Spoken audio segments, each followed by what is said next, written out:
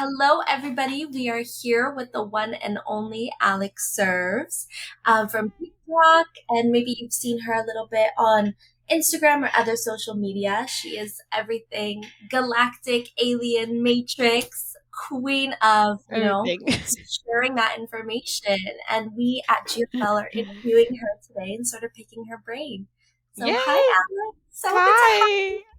I'm so excited. I love talking to you guys. You guys are awesome. And thank you so much for the merch, the new angel number line. Freaking love I it. It's you. so got it. cute. Nice. Yeah, how to wear it, of course. Angel numbers. And it was just 222. Perfect timing. We should have started it on Tuesday just to get the. I know. Um, so I wanted to ask you a little bit. So what was your first encounter with aliens? Because we've spoken before, and I remember you telling me that you've experienced sort of contact at a very young age. Can you tell me a little bit about like your first time experiencing either like ships or transmissions, whatever it was that you sort of went through? I'm gonna be honest with you. I didn't if I did, I didn't realize it. I don't think it was me who told you that because I don't remember saying that I had contact at an early age because I was so like I thought aliens were real, but then I was told that they weren't real. So then I was like, okay, I guess they're not real, but like I feel like they're real. And so it was very confusing. I was very religious. So I didn't but my mom would tell me that there is life on other planets. And so I knew that they existed, but then everybody on Earth said they didn't. And I just felt like an alien myself. I was like, this world is weird. None of the rules make any sense. I thought I was so confused by society and religion. Nothing made sense. So it's really been more recent. And I think, honestly, I still haven't seen. Oh, I did watch a little girl shapeshift at the park recently, and that was really creepy. It really Whoa. was like a little alien, and I was on live on Instagram. It was late last year in like October, and I saw this little girl like spin her head around and stared at me, and her face turned into an alien face, and I was like, I was like freaking out on live, and then I was like just staring at her, and then she's like turned back around and then went to go play, and I was like, oh my god, I was so scared. It was like nighttime at the park, and so I was freaking out, but then I was like, whoa, this is so cool. I've never seen that before. And I think it's just because I became aware. I wasn't aware before. I wasn't seeing into that dimension. And so now that I can see into it, now I see it more. So now I see all the UFOs everywhere. I can, and then I feel like since we're the aliens, I can kind of see where people are from. Like I'm like, oh, they're Pleiadian or they're Syrian or they're, Lemuria. Like I can praying mantis. Like I can feel the energy now. So that's been really interesting to tap into too. So this is kind of all new to me, to be honest. Even though it's like been inside me. Yeah. So when would you say your first one was? Was it like 2020 or like a little bit after? I think like I said, I always like believed in them, but just since I started learning about everything, well, I would say it was after 2020. I would say since like 20 late 2021 to 20. Honestly, it's very recent because I got my Akashic records read in 2022 and I found out where I was from, and so that's when it really started my research. And so I had no idea about any of this, but I'm just so open. So it came so fast because I'm just like, yes, tell me. I want all the information. It's like learning so much. So it happened really quick because I wasn't skeptical. I was very, very open, and I was so excited because I was like, oh, this makes sense. So, what are you according to your Akashic record reading? So according, I am from Sirius B. So, the Sirius shines 23 times brighter than every star in the sky. So Sirius B, I've also worked with Pleiadians in the past. So I've done this before. I was in Atlantis 11,000 years ago. And then I did have a life in Egypt, and one of my last lifetimes. I was a male musician in Greece, and that was my service to self life. So I know I was paying for it in this life. So I knew I had karma to make up for that life. And so from Sirius, but I feel like at this point we're kind of all mixed, but I think we resonate, or like something resonates with us the most, like that we're here for, from that space and time to, because Sirius is, what I learned about Sirius is like, oh my god, this is me 100%. Like it's just a community where money does not exist and everyone just works together as a family and you just help each other out whenever it's an energy exchange. It's just energy exchange. And like, oh, if like a restaurant needs servers, then oh yeah, I have energy for 3 days. I can go do this job. And then you work it and then that's it. And they're very into entertainment and the circus. And I love the circus. And when I was on shrooms the first time, all I saw was the circus. So it is like it's just everything ties together. And so I was like, this is me. I'm from Sirius. And I know I was a mermaid. And there's just so much. It could go on forever. Many lifetimes. Many Wow. lifetimes. Yeah. Did you guys figure out where you're See, from? So there's a little bit of like, we haven't had our, energies read yet. Abba, do you know where you're from? Because I took a little quiz, but I'm not, I actually want to get it properly read so that, I know for certain. Nuri told me that I'm Andromedian.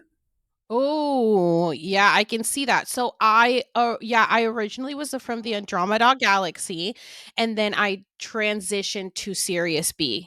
So originated from the Andromeda galaxy. So that's I can see that for sure with you. Yeah, I can see that. Right.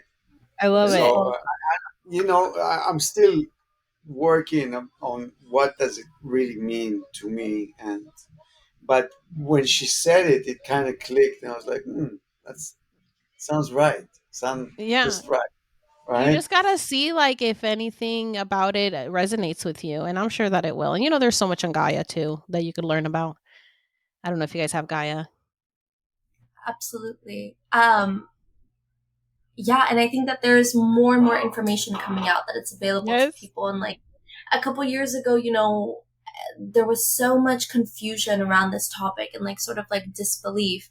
And you said that you grew up religious, but like there was some sort of like inner knowing in you. Hmm. But when you thought about like the concept of like aliens, was it or encountered them for the first time, was it more fear or was it like comforting?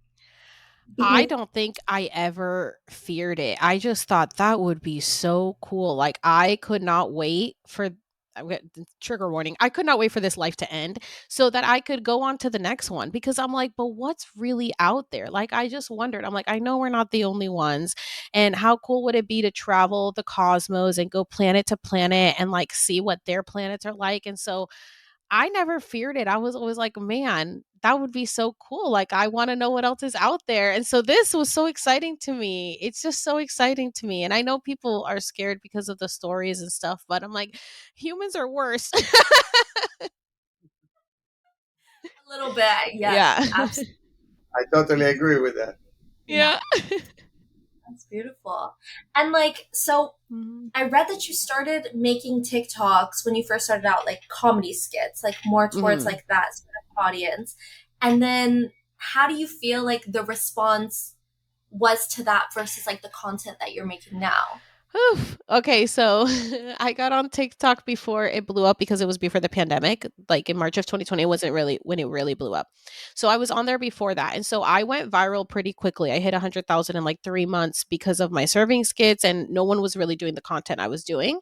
I was dressing up like the characters, acting it out, and there were true stories from my real life because I was a server for 17 years. And so it went viral very quickly and they were funny and people were shocked and they're like, oh my God, like I can't believe this is real. And so it was really educational also because I wanted to teach people the other side. People don't think about their server and how they treat them really. And people like lose all manners the minute they walk into a restaurant door. And so I wanted to like make it funny, but also educational. And so that blew up really quickly and it was so supportive and it happened so fast. And then when I switched my content over then to workers rights, fighting for workers rights and political stuff, and that was TikTok did not like that. So that was still good though because people were very very happy that I was speaking out and they wanted to also be a part of it and make a move and make a change. When it switched to the this stuff, that's where it gets in muddy waters. It got very toxic. People thought I had schizophrenia. They said I belonged in a psych ward. There are so many hate videos about me bullying, harassing me, saying that I need to be taken off a platform because I am dangerous to danger to society. How could I be talking about this stuff? And it was like ancient knowledge. It's like I'm not saying they kept calling it new age spirituality. And I'm like, none of this is new age. This is old, ancient stuff that we've forgotten. And I am Puerto Rican. My blood is Taino, like native from the land. Like, this is my ancestors coming back and activating my DNA and reminding me of who I am. And so it was really hard. It was a year of, thank God I was doing my plant medicine ceremonies and my shadow work and my journaling and meditating and manifesting. And it was, if it wasn't for the community that I built, that people, it was not a very big community. Like, it was pretty small because this is something that people were very scared to talk about, but they were so supportive. And I would be like crying in bed because I'm like, I don't think I can do this anymore. And they'd be like, no, get up, like this is what you need to do. And they'd tell me like what rituals to do and how to cleanse my energy and how to cut cords. And I was like, okay, I'll do anything at this point. And it really helped. It really, really helped because it's really all in your mind. And what really helped me was my sister telling me, if you delete this app, none of these people exist. You don't know any of these people in your real life. So don't let these people control your life. When, if you just exit out of this, it's like it never happened. And I was like, you're so right. Like, I need to stop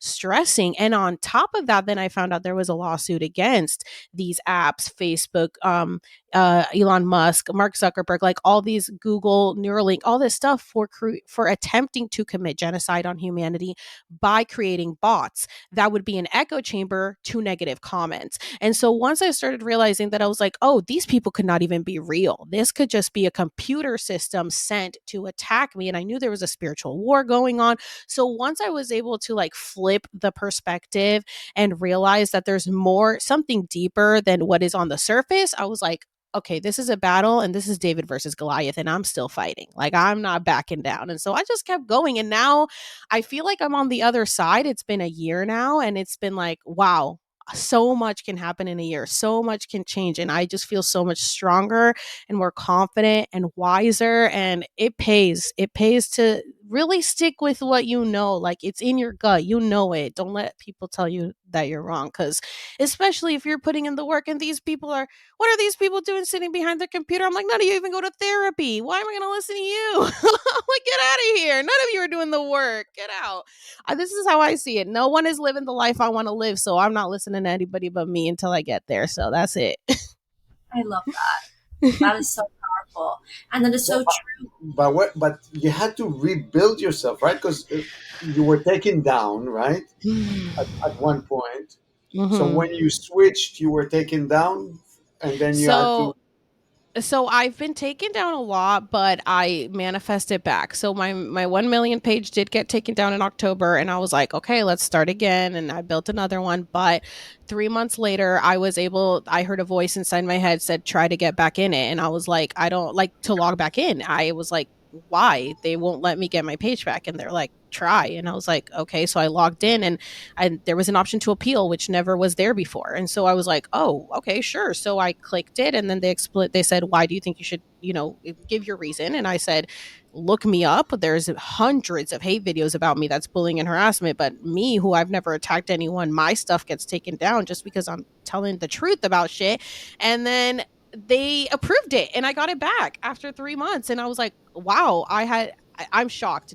I'm shocked, but I'm so grateful. And yeah, that's how that happened. I really wasn't going to try to get it back. I just thought, it's fine. I'll just do it again. I've done it twice already. I can do it again. But God blessed me because God said, no, no, you already did. Let's get it back for you. I'm like, okay, thank you. Amazing. Amazing.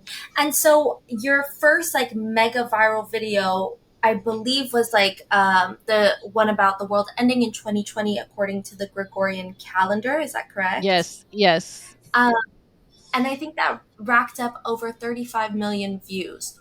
Why do Yeah. you think that's the video that went viral? I don't know because with my serving skits, I had videos that hit in the millions, and it was like, fine.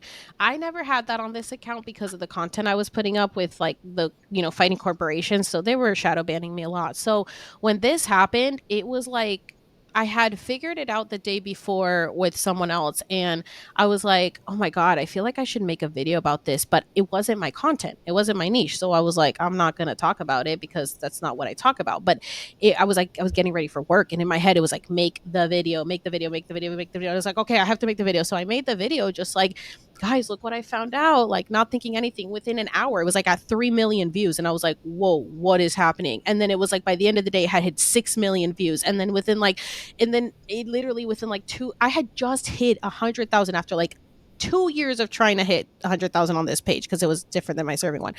Took so long, and I was like, oh my god, I finally hit 100,000 like the day before, and then all of a sudden I make this video and I had hit 500,000 within like the end of the month. I was like, whoa, this is crazy. But I think it's because here everyone was thinking like me. Like I had no idea that other countries are in different years. I had no idea that some countries that Ethiopia was 8 years behind us. And so I was like, wait, so everybody's on a different calendar, and then I had no idea that calendars were changed in the 1500s, like from the Julian to the Gregorian calendar, and that this country's in here and this, and I was like, wait, so time really is not real, and we are essentially time traveling because I can time travel from 2008 to 2020 or whatever, because of countries, and so I'm like, this is mind blowing, and I think but I when I got my Akashic record, my spirit guide said we allowed this to happen now because it was time. You did the work, but we had this video blow up because it was time for people to hear the truth. And I was like, that when I heard that, I was like, okay, I'm gonna just keep going. And I got my Akashic record done at the same exact time that this video was going viral. They were being done at the same time. So I was like, there's something here. I'm not crazy. And so I just kept the faith because that blew up everywhere. Everybody was talking about it, and I was just like, "Wow, I'm not crazy. I'm not crazy. Like this is a big deal." So I guess it was for the this whole awakening because yeah, then I hit a million within 3 months, and I was like, "Okay, I guess I gotta keep going. I can't keep my mouth shut now." And you could tell from like a video like that is so maybe far out there to some people, there's an interest, there's like an innate intelligence that attracts you to that video, that people are like thirsting for more information and like for people to really talk about that, because it's interesting that that was the video that like pushed you like there. That's Yeah. amazing, I tell incredible. people all the time it really only takes one video, but you also have to be consistent. And it's really good that I already had work up that people could binge watch. And so once they hit my page, it wasn't like, oh, they just watch this one and go. It's like, oh, she has more content that I could watch. And so that's why I have so many playlists up. And then it helps people, figure things out and they can watch what they want to watch. And so it worked out. I get my higher self had a plan. Yes. And what was your sort of awakening journey like? When did it happen to you? How did it happen? Oh my gosh. I think it really was 2020 along with mostly everyone. I do believe that 2020 was coronal mass ejection, solar flares from the sun that activated our DNA as a collective. I think that's what COVID was. I think there were signs of ascension. I think that people had to pass because it was written in the contracts that this is their time that they would be out, and that's the way the cookie crumbles. Some people decided to stay here during this whole time, and here we are, we're still here fighting it. So at the time though, I was packing to move from Florida to California, and this is the first time I'd be moving away from home across the country. So I was packing up my apartment, going through memories of stuff while being locked up and not being able to talk to anyone while also making my videos. And I don't know what happened. It wasn't like overnight, but it feels like it was overnight because it was like I woke up one day and I just realized everything about like my personal life, like with my family, and everything got like inverted. Like what I thought was good wasn't, and whatever, like who I thought was this person, I saw them for who they really were. It was like the veil had just been gone, and I could start seeing through people a little more, not as much as I do now, but I started really like realizing things, and I was like, oh my god, like I've been so blinded to this stuff. And then once I was able to move, I was able to really figure out who I was. I mean, I was in a depression because of COVID and everything, but just through this work, I think that I don't even know. It was like I just let the universe and God guide me, and I just listened to the voice inside my head because I didn't even know what ayahuasca was. And it was like, go do ayahuasca. I was like, what's ayahuasca? I don't know what that is. And so it was like I just heard voices in my head, and I was open to it. But I'm going to be honest with you. What I think really started it was weed, because I had never smoked or done anything. And then once I got into it, it was like my brain just opened up, and I was asking so many questions, and I got so many downloads and so many thoughts in my head.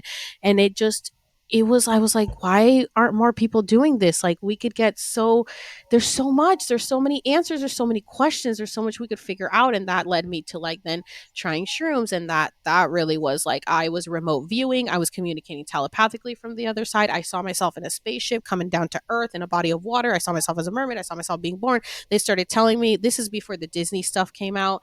I started seeing all this stuff that happened with Disney and kids, and like then the Jeff Epstein stuff came out. So this is before all of that, and I'm crying and I'm bawling and I'm like, what's happening? And then I'm seeing people I know and trauma that they've gone through, things they haven't told me. I'm seeing dead friends telling me things, and I'm like, oh my god, it was like crazy. But I was on this journey just on my own because I was like, I need more, because I felt like life was just so boring. And I was like, this can't be all there is to life. This can't be all there is. I was just at my bottom at 2019, and thank God for 2020. Actually, what really started me thinking was, I had this little old lady come into the place I worked. She sat down at my table, and she was like, do you have a boyfriend? I was like, oh, no. And she was like, oh my God, you're so beautiful. I was like, thanks, but no, no, I don't want to deal with it. I don't want to deal with anyone. And she was like, she just grabbed my hand, and she's just had this vision. And she's like, I need to tell you that God has heard your prayers. He's listening to you. Do not give up. I know you're having problems with people here. And I was like, how would she know that? And she was like, don't give up. Like, he's going to give you more than you've even asked for. And she could just see beyond. And she was like, wow, you have no idea what's coming to you. And it's not going to make sense right now. But in your 40s, it's going to make sense. And at this time, I am 32 when she says this, and I'm 36 now. And now I'm like, I get it. But this is before COVID. It was in January, right before COVID hit. And I was like chills and crying. And then it was like right before we shut down for COVID. And it was like every week I had somebody telling me, like, you're going to do big things. You're going to be leading something. And I was like, what are you people talking about? And then COVID hit. And then it's like a whirlwind. And I was like, wow, everything is connected. Everything is connected. Like, I don't even know how to explain it. It was little pieces that I started paying attention to instead of ignoring them and thinking that they were coincidences. And then that's how essentially it led to this whole awakening. That's beautiful. That's beautiful. And just to, for us, what I see was you were being told you're going to be spearheading some sort of movement and channeling information and uniting people together. And for us, like as seen on my dad's shirt, that's what a light worker like really means to us. Somebody who's uniting forces, bringing people together, and like sort of claiming who they are proudly and spearheading this spiritual, warfare, spiritual movement, spiritual awakening that we're all experiencing. And I'm just curious as to like what a light worker means to you. If you resonate with that term, if that's something that you identify as. Yeah, well, I never like put any labels on myself because I'm like, we're everything, you know. And I never like to limit myself to one thing, but I do think that light worker is a great term because it really is being the light that you want to see in other people, and the light, it's gonna outshine the darkness every time. And so just being a light worker is, believe me, it's been work. It's been work getting here. I was not a light worker. I was not. I was very in the dark. Okay. But I wanted more for myself. And I was like, listen, I can't take myself out. I got to come back if I do. So I got to make this work. And so once I figured all this out and really dug deep, it's like, oh my God, it's just like you have to go, the only way out is through, and you have to hit bottom, bottom, bottom. And even when you think you hit bottom, you're going to hit bottom even more. And then it makes you so strong, and you realize, damn, I'm a badass. Like, if I wrote this story, if this is a character I'm playing, and this is like, let's say it's a movie or a video game, I wrote this challenge for myself because I knew I could overcome it. And I wouldn't give myself something that I could not overcome. So I'm going to overcome this. How am I going to overcome this is now the question. And I think with when you identify as a light worker, then you start seeing things from a different perspective and a different point of view. And instead of staying in a victim mindset and blaming other people for things, and well, I did this because they did that, and it's like, take accountability. We're all screwed up. We're all screwed up because this society is screwed up, and this is generations of screwing up that no one knew what they were doing. No one knew what they were doing, and so we can't blame anyone. Now that we're aware, let's take accountability for ourselves. Let's look in the mirror and say, what am I doing? What am I doing that I'm hurting people, or that isn't really of the light? Like, is there something that's, and instead of, well, it's because this happened and that happened and making excuses, it's like, okay, cut the shit. Let's be for real, and let's figure out, if you really want to be the highest version of yourself, figure out how to get there, because there is a version of you out there that is doing and being the best version of you that you could bet more than you can even imagine right now. All you have to do is take the steps there day by day. And all you have to do is meet the frequency. It's like the vortex, like Abraham Hicks says, like the vortex is here, you're here. So meet the frequency, and then you just like suck into the vortex, and everything is there. Everything you want is just right there. It's all within you. And the way to start is really switch it to the light, switch it to seeing things for the positive. See, things do not happen to you, they happen for you. Everything is working in your favor. Every rejection is to lead you to a better opportunity. God does not take something away from you if he doesn't have something better planned. Every single time. It really is. The better it gets, the better it gets. Don't wait for the other shoe to drop. Don't wait for it. Just keep going. That's how what I feel like a light worker is really like being positive, even though it's not always going to be positive, but being strong and being able to hope. I feel like it's hope, giving hope, and knowing that anything is possible, and just keep going and having faith in yourself that you can do this, because we can. Beautifully That's it. said. Beautifully Thank said. you. Everything that you said there uh, has touched me on a very deep level, and I gotta say that I can see the transformation that you're still going through from our last conversation to today. Very nice, very deep, very mature, and taking responsibility for everything. And it's like amazing to see. And I was wondering, do you see that resonate with people around you, with your crowd, with the crowd you cater to, with your followers, with people around you? Do you feel the difference that you're making now? I do. So it really is, you are the company you keep. And I think when you it's an algorithm. Everything is an algorithm. We're essentially living in like a big quantum computer. And so it's just like how you can control your algorithm on TikTok or Instagram, and what you like and comment and engage with is what you're going to get back. It's the same thing in your real world life. And so I had to cut a lot of people out because they were not vibrating on a frequency that it was like, okay, here they go again with their drama. Here they go again with their cycles and their loops. And and I'm putting in the work to break out of this stuff. And it's not that I don't love them and I don't care about them. Sure, but I got to love you from afar because you're holding me back now. And so I had to cut ties with a lot of people. And and a lot of people are scared to do that because they're like, well, what if there's no one on the other side? And first of all, there will always be somebody on the other side. You just haven't met them because you're vibrating over here and they're over here. So you guys are like opposites. And so until you start saying, okay, I'm going to leave this and this is where I want to be, then slowly and surely these groups will start getting together. And I have met such amazing people through this journey. The more that I grow, the more that I learn, the more that I evolve, the universe and God just brings me the people who are in alignment with me. And, if I meet someone and I get this like weird feeling, like, oh, okay, let's figure it out. Okay, they're not really for me. But if you feel a soul connection with some people, and it's getting stronger and stronger by the day. I feel like you're really finding your soul family. And my followers, we've weeded through these people that are like the naysayers and the negative Nancy's and all this, and now we're really like just a strong community, and they're just like, you're such an inspiration. Like, I did not believe in anything until I found you, and you have changed my life. And I'm like, oh my god, I'm so happy I can help. Like, that makes me so happy because I'm just doing it by just documenting my journey. I don't know what I'm doing.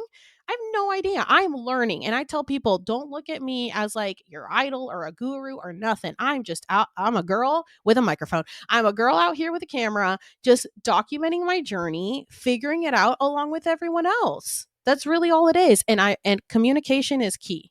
I think that we really need to be open and honest with communication. Stop masking, stop hiding, stop caring so much about image and what everyone else is going to think about you, because we have to get to the core of who we are. Once we get to the core of who we are is how we change the world, because we accept ourselves for who we are, and then we accept each other, and we just love each other. And that's it. That's the answer. It's very simple. We make it complicated. Beautifully said. Beautifully said. Um, I so agree with my dad. I think that, you know, just watching you on your journey, it's humbling and we're honored to be a part of that, even if it's in a small way. But we love just, being able to change the world together, one person at a time.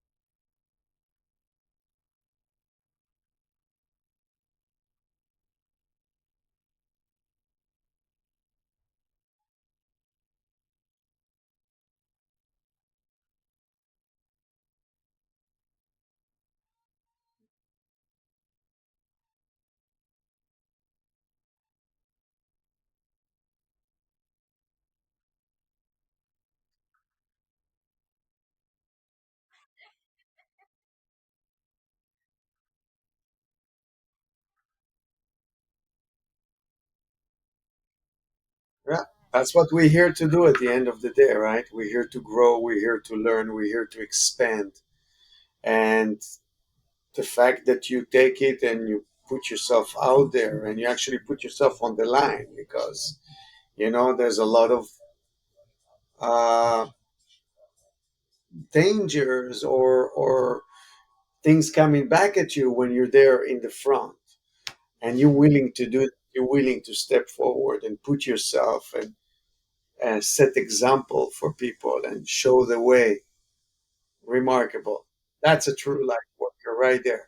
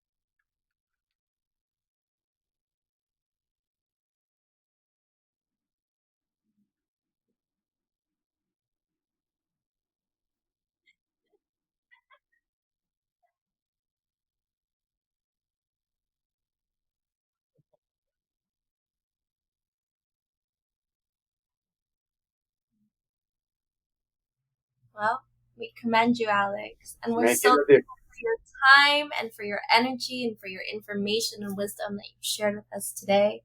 Um, we're just happy to be partnered with you.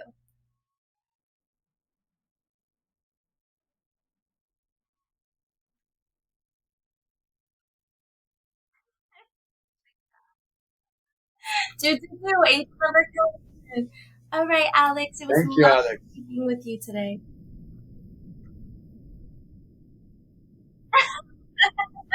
There we All go.